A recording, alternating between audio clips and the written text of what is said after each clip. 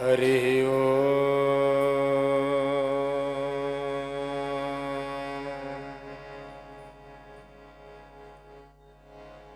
नमो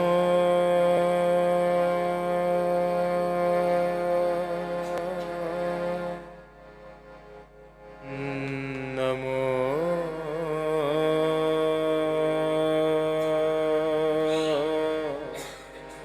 नमो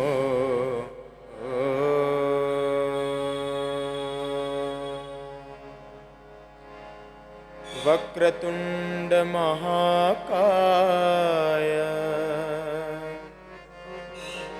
सूर्यकोटि समप्रभ निर्विघ्नं कुरु मे देव सर्वकार्येषु सर्वदा।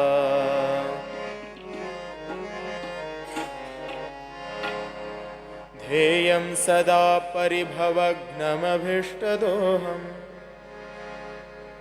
तीर्थास्पदं शिवविरिञ्चिनुतं शरण्यं भृत्यार्थिहं प्रणतपालभवाब्धिपोतं वन्दे महापुरुषते चरणारविन्दम्। त्यक्त्वा सुदुस्त्यजसुरेप्सितराज्यलक्ष्मीं धर्मिष्ठ आर्यवचसां यदगादरण्यं मायामृगं दैत्येप्सितमन्वधावत् वन्दे महापुरुषते चरणारविन्दम् वन्दे महापुरुषते चरणारविन्दम्। यक्षस्वरूपाय जटाधराय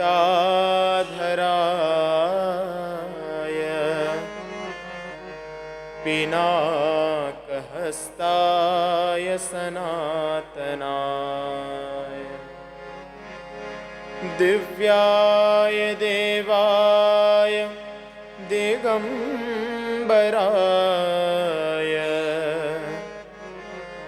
तस्मै यकाराय नमः शिवाय। आद्यन्तमङ्गलमजात समानभावम् आर्यं तमीशमजरामरमात्मदेवं पञ्चाननं प्रबलपञ्चविनोदशीलं सम्भावये मनसि शङ्करमम्बिकेशम्। गोपाल कृष्ण भगवान की जय। सियावर रामचंद्र की जय। पवन सुत हनुमान की जय। उमापति महादेव की जय। बोलो भाई सब संतन की जय। नमः पार्वती पते हर हर महादेव।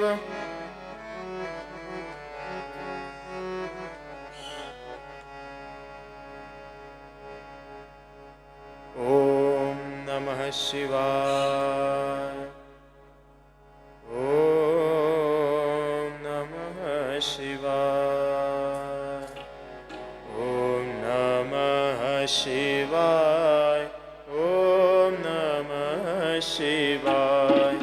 ओम नमः शिवाय। ओम नमः शिवाय।